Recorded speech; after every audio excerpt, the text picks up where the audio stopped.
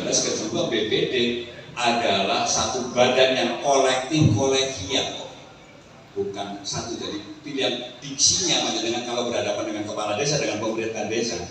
Kami dari BPD nggak bisa saja selaku anggota BPD hanya di lingkungan BPD sendiri, tapi kalau sudah berhadapan dengan pemerintah desa, dengan masyarakat, kami dan itu ya pemahaman pertama. BPD ada banyak peran strategis menyelenggarakan pilkades dan sebagainya, itu karena keterwakilan kemasyarakatannya itu tadi. Jadi hal-hal seperti ini tentunya menuntut mau tidak mau, suka tidak suka, mengikuti menambah referensi. Satu contoh, oke, kades itu tahun 2000 berapa habis untuk kendaraan, otomatis tanpa diminta BPD ini beserta timnya mempelajari tentang regulasi bagaimana pilkades dilaksanakan. Contohnya seperti itu. Jadi tidak harus dituntut seperti ini. Panjenengan itu orang-orang terpilih melakukan apa seperti itu ya.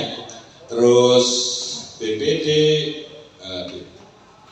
anggarannya ini pemerintah desa ini hak panjenengan tentang ini tentang hak dan sebagainya. Ini nanti saya bahas khusus sebentar. Sudah diprintkan belum kemarin panitia yang lembar itu ya?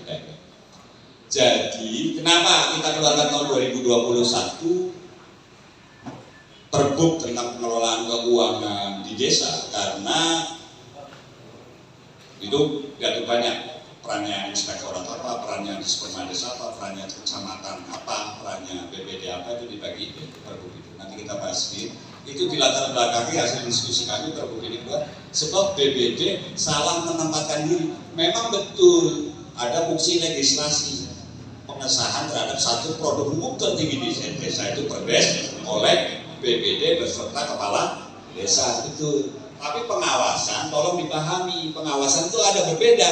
Kalau dalam unsur manajemen itu kita kenal POA, planning, organizing, activating, controlling, fungsi kontrol, bukan auditing.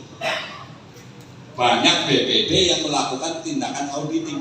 Auditing di negara Kesatuan Republik Indonesia adalah pejabat profesional, dia disumpah sebagai pejabat fungsional auditor. Diampun dalam organisasi namanya inspektorat. Kalau di kabupaten, kalau di itu ada BPKP, Badan Pengawasan Keuangan Pembangunan, ada di BPK, Badan Pemeriksa Keuangan, itu auditor, mereka disumpah profesional. Jadi apa nih? Ya kemarin banyak yang belajar jadi akuntan. Nah, etikanya salah. Anda berhadapannya pemerintah desa tadi. Pemerintah desa adalah kepala desa beserta perangkatnya.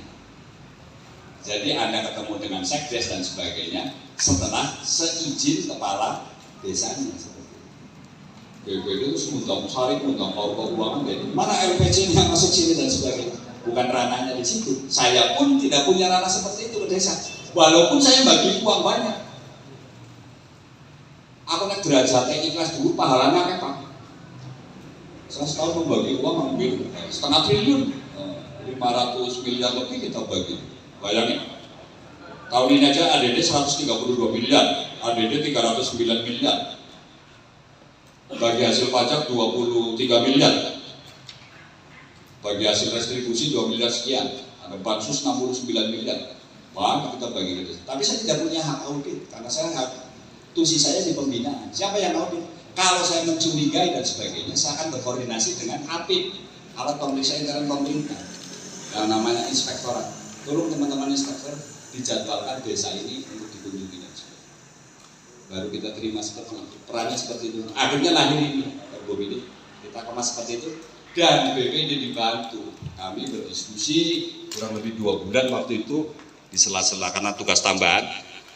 Kapan slow malam kita bahas dan sebagainya. Melahirkan salah satunya yang memudahkan panjenengan tugas fungsi BPD apa? Nanti tentang pengawasannya pada lembaran yang sudah di print di panjenengan nanti. Oke, terus maksud tujuan ruang lingkup. Pasal 3 mempertegas ya peran BPD menampung.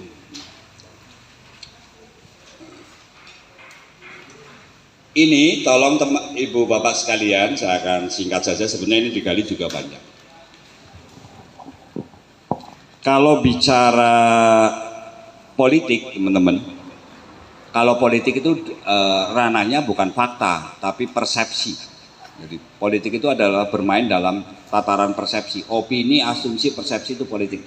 Tetapi kalau BPD dalam sebagainya, karena dia yang tadi disumpah, lembaga resmi, diakui di undang-undang dan sebagainya, dia ranahnya pada ranah regulasi. Kalau regulasi apa ranahnya adalah data dan fakta. Oleh karena itu yang namanya aspirasi, ini juga sering saya melihat dari masyarakat, bahkan dari pemerintah desa itu tidak bisa membedakan yang namanya perencanaan berbasis data yang menghasilkan kebutuhan untuk dipenuhi dengan keinginan. Artinya apa?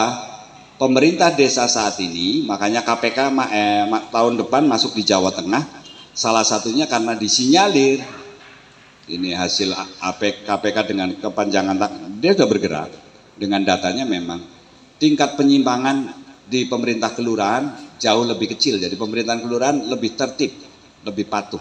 Angkanya itu 3,2.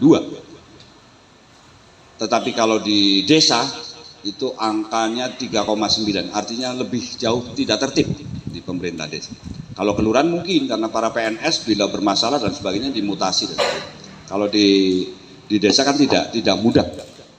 Bahkan untuk ganti lurah tidak cukup dengan demo dan sebagainya, karena itu yang namanya hukum adalah bukti formil, bukti material. Kalau hanya persepsi, isu dan sebagainya tidak bisa, tidak cukup kuat. Pejabat masuk koran disinyalir begini, kok tidak diganti? Tidak bisa, itu hanya persepsi, pembuktian. Aduan kalau dipanggil, kode etiknya manggil jabatan itu, saya tidak melakukan itu. Tuntut balik, itu hukum seperti itu. Jadi kadang masyarakat itu sering bermain memahami hukum dari kacamata politik, sesuatu yang keliru. Oke, jadi aspirasi ini tolong dipahami bahwa panjenengan berdasarkan kebutuhan. Satu contoh, pola hidup bersih dan sehat di masyarakat panjenengan. Panjenengan punya data enggak? Warga yang masih buang air besar sembarangan, BAB contohnya seperti itu. Dipetakan, punya data itu. Kalau tidak punya, ini aksesnya seperti apa? Pemerintah desa hadir dan sebagainya. Ada banyak cara solusi, pengadaannya bisa dari APBD atau sumber lain, contohnya seperti itu. Tapi semua basisnya data. Seperti tadi saya cerita stunting, secara formal 269 desa itu menganggarkan, tetapi substansial saya hanya ketemu 1-2 desa yang melakukan. Salah satunya satu desa itu karena anggota BPD-nya itu ada latar belakangnya bidan. Dia tahu, jadi pendampingan. Jadi kalau ada stunting di mana, didampingi, dia kebutuh protein sekian, ada untuk kalori sekian, disumbang. Tidak diserang ya bocah terus di KB. Seperti itu. Sebab stunting itu tidak hanya ekonomi, Bapak. Di kota itu 80% bayi stunting karena perilaku ibunya yang generasi instan. Jadi anak-anak muda sama ibunya udah dimanjakan, punya anak model praktis, apa-apa tuku fast food dan sebagainya. Jajannya junk food itu, junk itu sampah, food itu makanan sampah itu yang di plastik itu. Kita makan pakai pengawet, pewarna dan sebagainya. Awet orang bosok-bosok. Makanya hati-hati kalau jalan, saya tidak mengatakan itu, jangan digoreng dadakan 500-an dites di jalan. Anda hati-hati, beli buah di pinggir jalan, buah secara alami kena bakteri berapa hari setelah dipetik, kok ada buah di pinggir jalan 1 kilo 10.000. Setelah di celup kelilin dan sebagainya dilapis. Itu tidak sehat sebab tubuh kita tidak bisa mengurai. Pewarna terus vetsin itu kalau kita punya sel kanker itu kayak stimulus, kayak urea jadi pupuk. Makanya angka kematian sekarang kan perempuan itu sel kanker mulut rahim, sel payudara dan sebagainya itu karena salah satunya pola makan kita. Oke, ini aspirasi itu pemahamannya data. Jadi tolong teman-teman BPD juga punya akses data yang bagus. Di desa boleh diminta. Desa ada namanya data Indeks Desa Membangun, IDM. Itu panduannya itu. Berdasarkan IDM seperti ini dipetakan mana yang perlu digarap, bukan berdasarkan keinginan.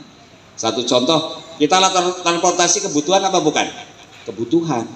Tetapi alat transportasi arep nganggo Honda Beat apa Nmax apa nganggo motorsport itu adalah keinginan. Jadi bedakan ini. Oke, sudah. Nah ini nanti saya banyak di fungsi ya nih. Jadi di pasal 4 kita di Perda itu bicara tentang kehormatan, kelembagaan, fungsi dan tugas BPD, hak dan kewajiban wewenang BPD, peraturan tata tertibnya, pembinaan, pengawasan dan pendanaan. Tadi disebutkan di pengantar Pak Camat atau Bapak tadi